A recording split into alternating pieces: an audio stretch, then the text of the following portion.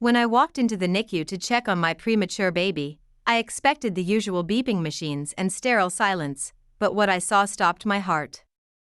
My tiny son was shaking uncontrollably, his limbs twitching like he was in pain. I rushed to his side, panicked, and called out his name. The moment I did, the doctor nearby, the same one who had reassured me so many times, froze. His face changed completely. In that split second, I knew something was wrong. Something he wasn't telling me. As I dig deeper into what happened that day, I begin to uncover a trail of secrets that lead far beyond a medical mistake.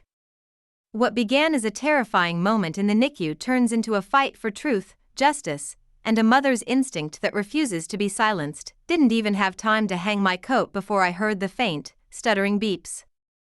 The NICU always had a hum, a rhythm of machines breathing for babies too small to do it themselves, but that day, something was off. My heart raced before I even reached the incubator. And then I saw him. Luca. He was shaking. His fragile arms twitched in spasms I'd never seen before.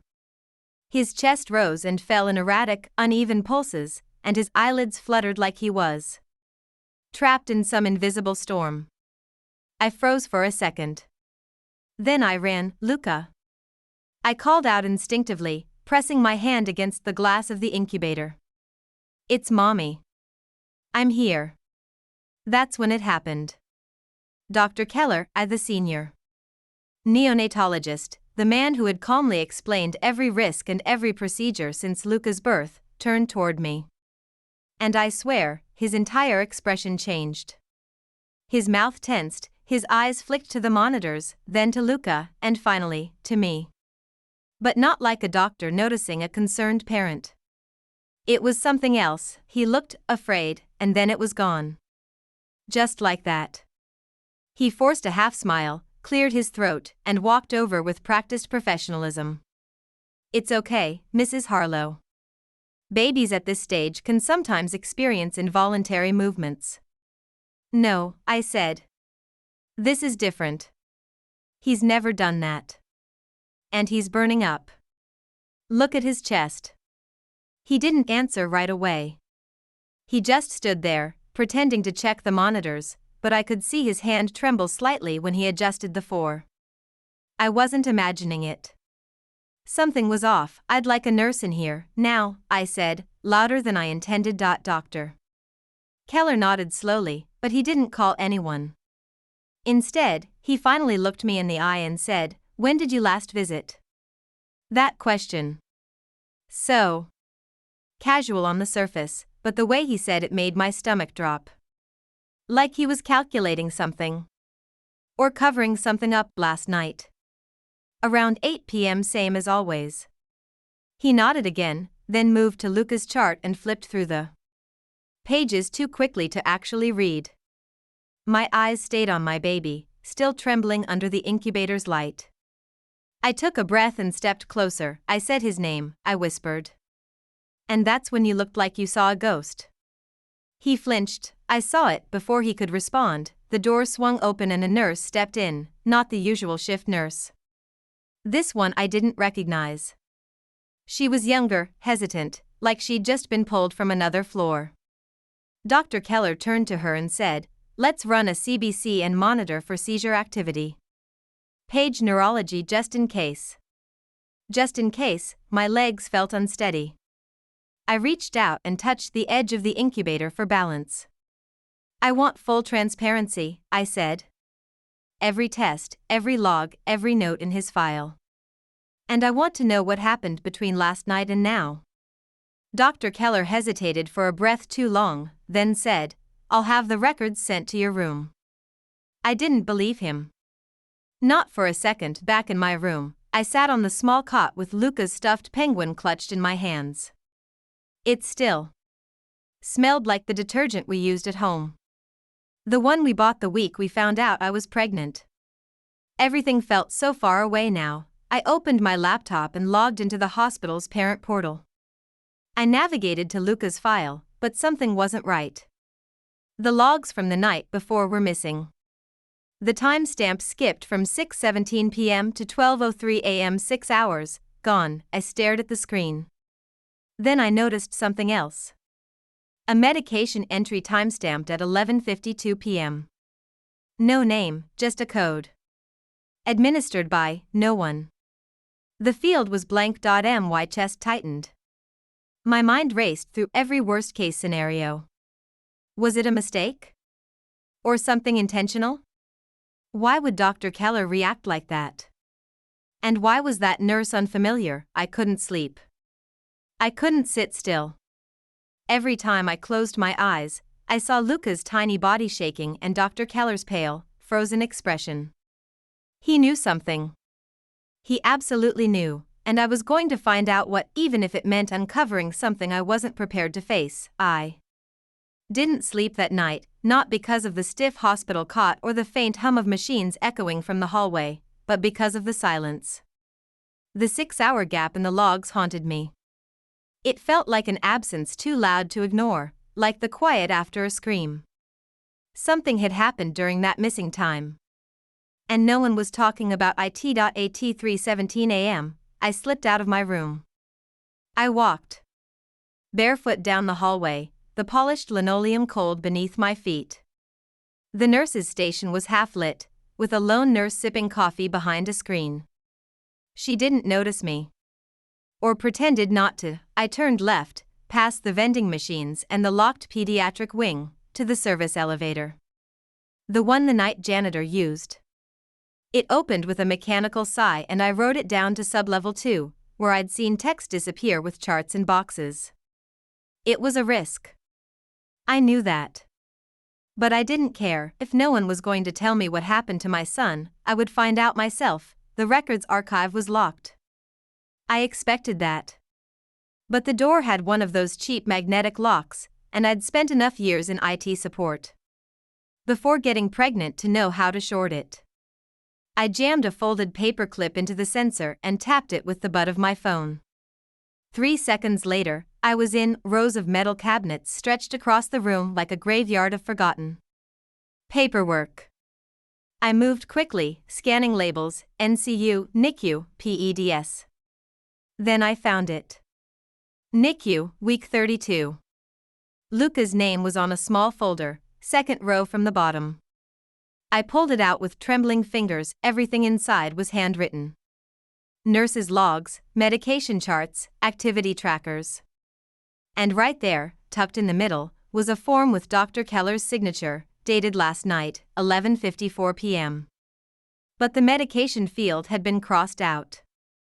A faint line of ink still visible underneath. I held it under the weak yellow light.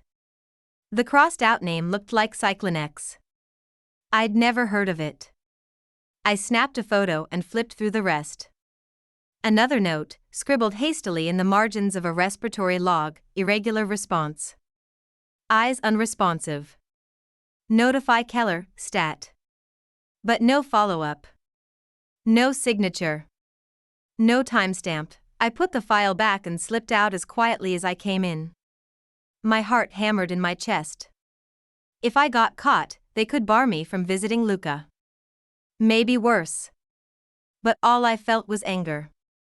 Cold, steady, burning anger. Back in my room, I googled Cyclonex.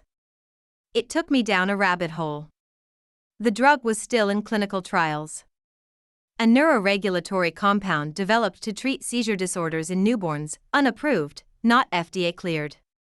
Experimental. Why was it administered to my child at 6:12 a.m.?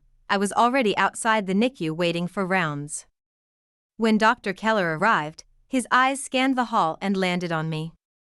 For a second, I saw the same flicker of unease. But he covered it quickly. I reviewed Luca's logs, I said, before he could greet me. He paused. That's not standard protocol. I know, I said flatly. And neither is giving an experimental drug to a premature baby without parental consent. His lips tightened. I think you've misunderstood. Did you give it to him? I can't discuss that here. That was all I needed to hear. I'm filing a formal report, I said. And I want Luca transferred to another facility. Immediately. His jaw locked, but again, he didn't argue. He didn't even ask which facility. That told me everything. I turned and walked away before he could say another word. Back in my room, I called my sister Claire, who worked in a legal office uptown. She picked up on the second ring. "Claire, I think something happened to Luca last night. Something they're hiding." She was quiet for a beat. "Do you want me to come?" "No," I said. "Not yet. But I need help. I need to know who has access to that drug, who signed off on it, and why there's no record of the nurse who administered it." "I'll look into it," she said. "Just be careful." But I didn't want careful. I wanted the truth. That evening, as I sat by Luca's side, his tiny hand wrapped around my finger, I noticed something strange. The unfamiliar nurse from the night before was back. But this time, she wouldn't look at me. She moved quickly, kept her head down, and avoided my eyes like I was a ghost. When she finished her charting and walked out, I followed her, down the hallway, past the break room, through the stairwell. I kept my distance, silent, steady. She turned into an empty office and closed the door behind her. I waited 3 minutes, then gently pushed the door open. She was crying. When she saw me, she didn't scream or pretend to be surprised. She just stared at me with hollow, red-rimmed eyes. "You shouldn't be here," she whispered. "Tell me what happened," I said. She looked away. "They told me he'd be asleep. They said it was just a trial test. That he wouldn't feel a thing." My stomach turned. "You gave him the drug?" She shook her head slowly. "No. I watched. I was supposed to observe and log the reaction. That's all." "Then who administered it?" She hesitated. And then she whispered a name. "Not Dr. Keller, someone else," and that name changed everything. The name she whispered stopped me cold. "Dr. Maya Langston." I'd seen her once, maybe twice. Young, brilliant, recently transferred from a research hospital across the country. She wasn't assigned to Luca's case. Not officially. But I remembered her now, tall, sharp-voiced, always glancing over her shoulder like she didn't quite trust anyone in the room. I stared at the nurse. "You're sure?" She nodded. "Positive." I recognized her. Everyone does. She's the golden one. The future of neonatal medicine, according to Keller. But she shouldn't have been near your son. I took a step back. My thoughts were spinning. I'd built all my fury around Keller. But now it felt like I'd been circling the wrong threat entirely. Why would she be in the NICU at midnight? I asked. The nurse shook her head. "I don't know. I was paged last minute. They said they needed someone to observe a standard neurological response test." I didn't question it. I thought it was protocol. But when I saw the syringe, I knew. That wasn't routine. "Did she tell you what it was?" "No. She barely spoke. Just said, log everything. No errors." She wrote her own initials on the chart and left. "And the shaking?" She swallowed hard. "It started 10 minutes after the injection." That's when I paged Keller. He came in, saw Luca, and he looked terrified. Not confused. Not curious. Terrified. Like he knew exactly what was happening. That confirmed it. This wasn't just medical negligence. This was coordinated. Covered up. A secret buried beneath badges and white coats. And my baby was their test subject. I turned to leave. "You have to report this." Her face twisted. "I can't. I'd lose my license." "If you don't, I will." Her voice trembled. "You don't understand. They've done this before." I froze. "What?" "There was another baby. A few weeks ago. Similar symptoms. No parent consent. The file was erased." The world tilted under me. "What happened to that baby?" She didn't answer. That silence was louder than a scream. I stumbled out of the office, my ears ringing, my pulse pounding. Every hallway looked different now. Every smile, every clipboard, every locked door, all part of something I hadn't seen until it was too late. Back in my room, I texted Claire. Told her everything. She replied within seconds. That drug was developed by Langston's research team. It's not just unapproved, it was flagged last year for causing severe neural spasms in animal trials, and then, if they used it on Luca, it's illegal. Straight up criminal. I didn't cry. I couldn't. I just stared at the floor, cold all over, as if grief had turned to stone inside me. My baby. My tiny, perfect son, no heavier than a bag of flour, shaken, burning, writhing under hospital lights while they took notes. I had to get him out. Now, but they knew I was onto them. Keller had seen it in my face. Langston, if she found out. I'd spoken to the nurse, could bury the evidence. Or worse, I needed leverage. So I did the one thing I swore I'd never do. I called my ex-husband. Andrew answered after the fourth ring. His voice was groggy. I'm not sending more money, if that's why you're calling. It's not. He paused. What is it? It's Luca. The silence on the line shifted instantly. Is he okay? No, I said. And I need your help. I told him everything, the drug, the doctor, the missing logs. To my surprise, he didn't argue. Didn't doubt me. He just said, send me everything. I'll make some calls. I hadn't spoken to Andrew in months. Our split was ugly. But whatever kind of father he'd been, he loved Luca. And I knew. He still had friends in media, people who could make this public if the hospital tried to bury it. The next morning, a hospital administrator requested to meet with me. Not a doctor. Not a nurse. A suit. She sat across from me in the visitor lounge, her face carefully neutral. We've reviewed the concerns you raised, she said. And we're conducting an internal audit of Luca's treatment. Why did Dr. Langston touch my son's chart? I asked. I can't comment on that at this stage. You don't have to. I have her initials. I have a witness. And if I don't see Luca's full medical file, unedited, by noon, I'm going public. The woman stiffened. Mrs. Harlow, don't. I know what you did. You gambled with my son's life. Now you're going to pay. She stood and left without a word. Minutes later, two things happened. First, I received an anonymous email from a hospital server. No subject. Just an attachment, a video clip. Security footage from the NICU hallway. Timestamped, 11:48 p.m. It showed Langston entering the unit with a small cooler. Second, a nurse burst into my room, pale as death. Mrs. Harlow. You need to come now.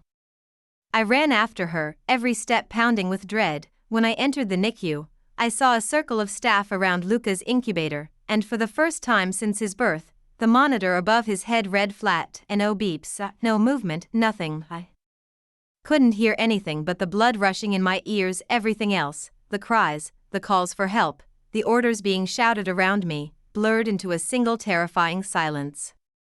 My body moved on instinct, pushing past the nurses, fighting against the arms trying to hold me back. I got to the incubator just as they started compressions. Move. I shouted, but no one listened. I wasn't a mother anymore. I was a liability. Doctor Keller was there, his hands steady, his face stone.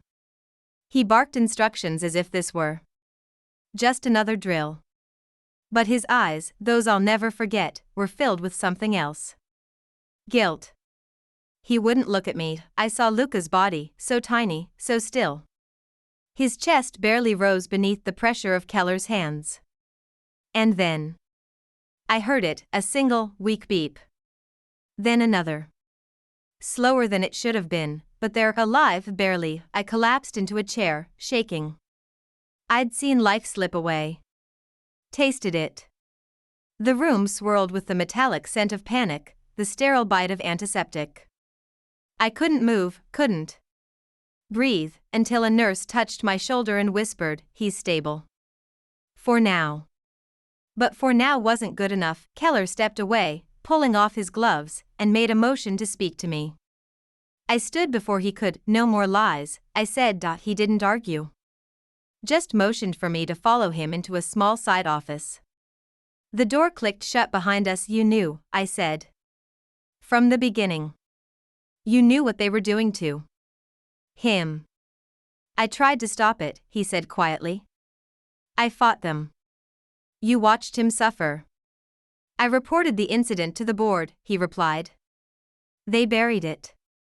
Told me it was above my pay grade. That Langston had clearance from donors. She has connections, powerful ones." "Then why didn't you tell me?" He looked down. "Because they threatened to revoke my license. And because I was afraid. I've seen what happens to whistleblowers here. You let them inject my baby with an unapproved drug." He didn't deny it. He just said it wasn't supposed to go that far. Langston came in on her own. Unauthorized. She told the staff it was part of a new pilot. I didn't find out until after. "Then help me," I said. "Help me expose her." His voice dropped to a whisper. "I can't do it publicly. But I can give you what you need." He opened a drawer and pulled out a flash drive. "This has security footage from the NICU. Not just from that night, from the past 2 months. You'll find other names. Other babies. It's all in there." I took it with shaking hands. "Why now?" "Because I saw what almost happened to Luca. And I saw your face. You weren't going to stop. I'd rather stand beside you than in your way." When I got back to my room, Claire was already there. She'd driven through the night. She hugged me tight. "How is he?" "Alive," I whispered.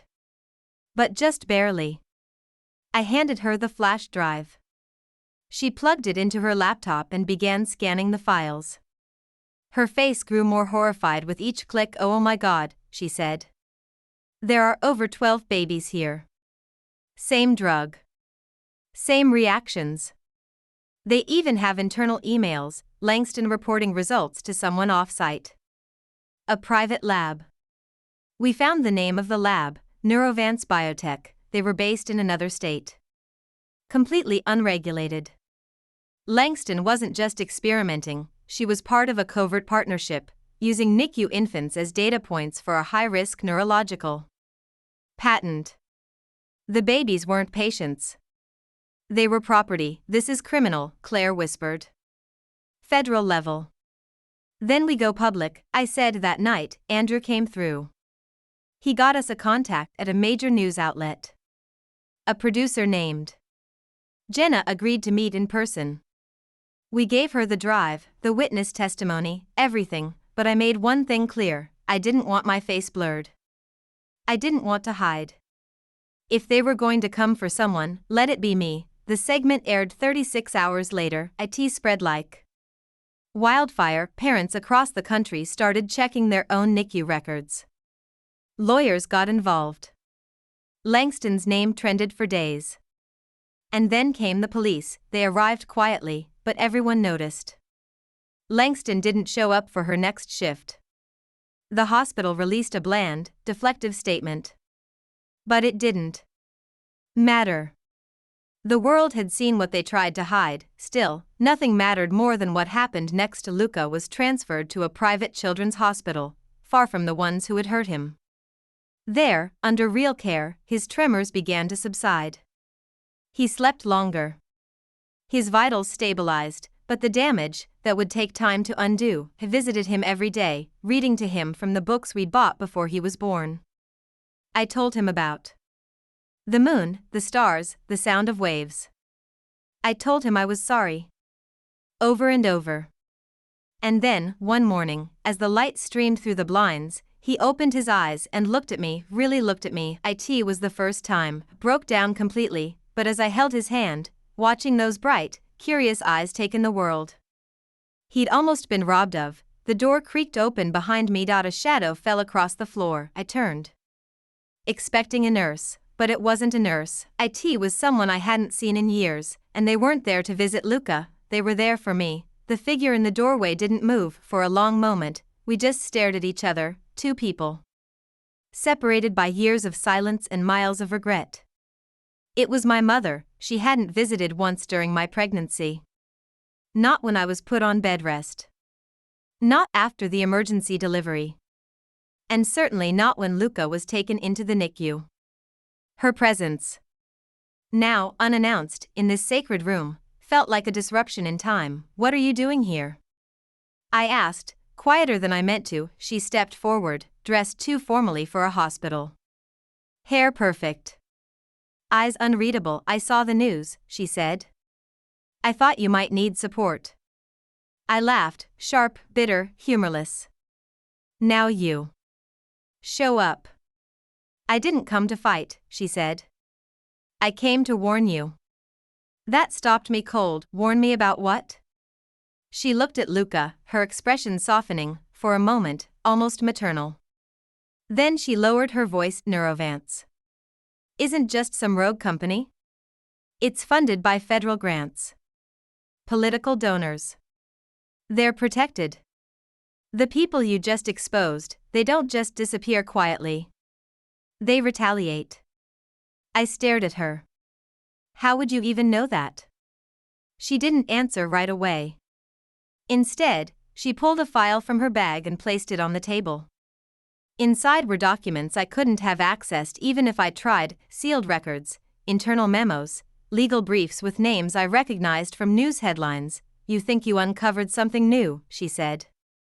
"But this has been going on for decades. Quietly. Strategically.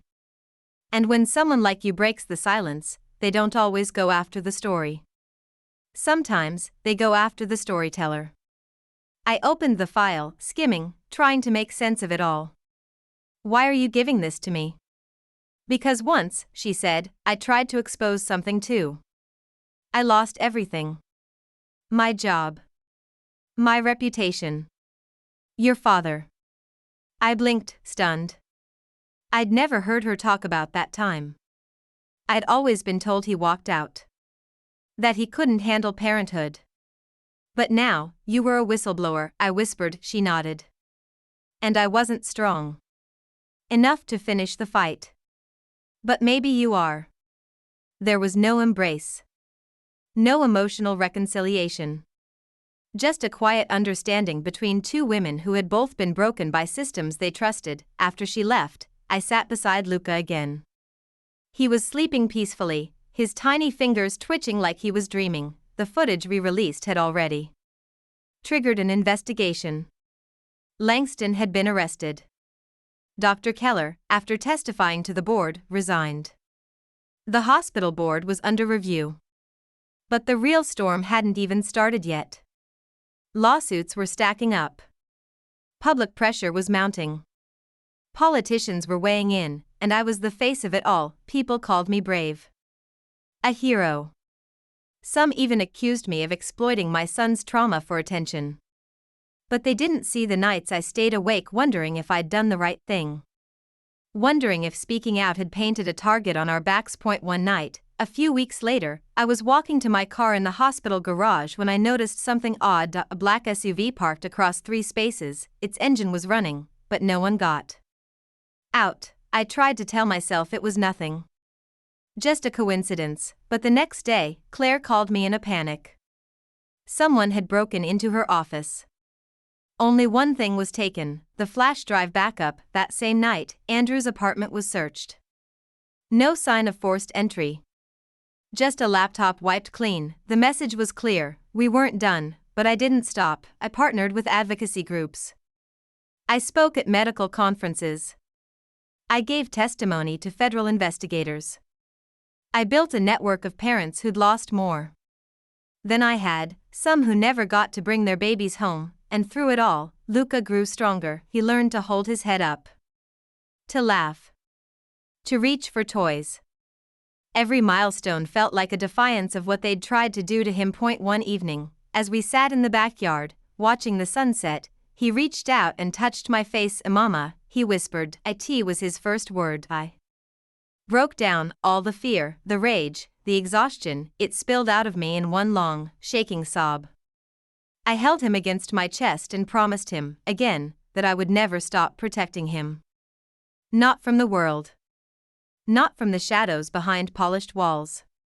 Not from the people who thought babies could be data points somewhere out there. I knew they were still watching. Still waiting for the moment I'd get tired. Stop fighting. Fade into the background, but they don't know me. I'm not going anywhere, because when you hurt a mother's child and try to bury the truth, you don't just create a scandal, you create someone who will burn down the system, one secret at a time.